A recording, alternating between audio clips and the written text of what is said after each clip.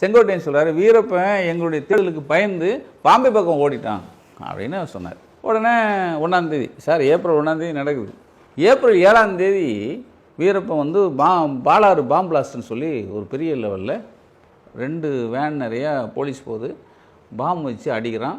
22 பேர் செத்து போகிறாங்க. அதில் 9 பேர் நம்ம தமிழ்நாடு போலீஸ், மிச்சம் வந்து கர்நாடக போலீஸ். ஒன்று செங்கோட்டையன் சொன்னது உண்மையாக இருந்ததுன்னா இப்போ இது பொய்யா இருக்கணும் இல்லையா? இப்போ இது உண்மையாக இருந்தால் செங்கோட்டையன் சொன்னது பொய்யா இருக்கணும். எங்களுக்கு பெரிய நமக்கு நைக்கனுக்கு பெரிய வாய்ப்பு விட்டுறக்கூடாதியா, கிளம்புன்னு எல்லாரும் அனுப்புகிறோம். மக்கள் வந்து வீரப்பனை ரொம்ப நேசிச்சாங்க, அந்த அந்த மலைவாழ் மக்கள். அந்த டிஐஜி ஆறுமுகம், சார் நான் போலீஸ்காரன் தான் சார், ஆனால் நான் ஒரு உண்மையை சொல்லி ஆகணும் அப்படின்னு மைக்கை பிடிச்சார். பெரிய கூட்டம், எல்லா அட்டென்ஷனில் இருக்கான். உடனே சார், அண்ணன் பார்த்த அந்த வீரப்பனை பிடிக்கிறதுக்கு நாங்கள் 90லேயே நாங்கள் உள்ளே போனோம் சார். அவர் சொல்கிறார், 90லேயே நாங்கள் வந்து டீம் போட்டு உள்ளே போகிறோம். சந்தன மரம் வந்து 3 கோடி ரூபாய்க்கு சந்தன மரம் வந்து கடத்தினதை தடுத்து எங்கள் ஆட்கள் வந்து தடுத்துட்டாங்க. இப்போ 3 கோடி மரம் இருக்குது, அது என்ன பண்ணலான்னு நாங்கள் ஒரு 6 போலீஸ் ஆஃபீஸர் இப்படி உட்காந்து பேசணும் சார். இப்படியே சொன்னார். 6 போலீஸ் ஆஃபீஸர் இப்படி உட்காந்து, எல்லாருமே போலீஸ் ஆஃபீஸர். நீங்கள் அதை நோட் பண்ணி இல்லை, ஒரு இடத்துல உட்காந்து பேசுகிறோம் சார். பேசும்போது அவங்க வந்து சொன்னாங்க, இந்த மாதிரி 3 கோடி பிடிச்சிருந்தா 50-50 ஆக்குங்க.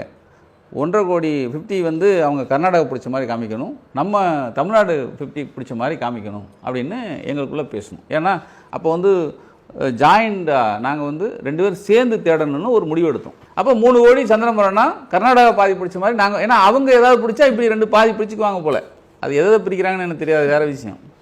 இப்போ இந்த 1.5 கோடியே நாங்கள் பேசுனது 50-50 சார் அப்படின்னு சொல்லிட்டு, சரிப்பா எப்பா நீ கர்நாடகாவில் சொல்லி ஒரு வேனை அவங்ககிட்ட சொல்லி ஒரு வேனை எடுத்துப்பா, நீ ஒரு வேனை எடுத்துக்கியா, போய் இப்போ நீங்கள் போயிட்டு எத்தனை நாள் ஆகும்? 3 நாள் ஆகும்.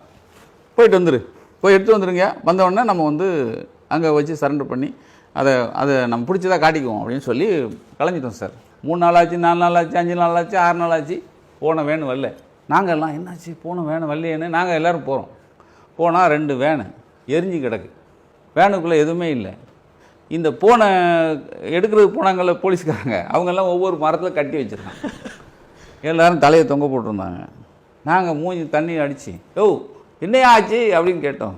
அப்போ அவங்க வந்து, சார் ஒன்றுமே புரியல சார், நாங்கள் எல்லாம் ஏற்றிட்டு இருந்தோம் சார், 2 ஏற்றினோம் சார், ஒரு 150 பேரோட வந்தாங்க சார், ஒருத்தர் மீசை வச்சு ஒருத்தர் வந்தார் அப்படி சொல்கிறோம்.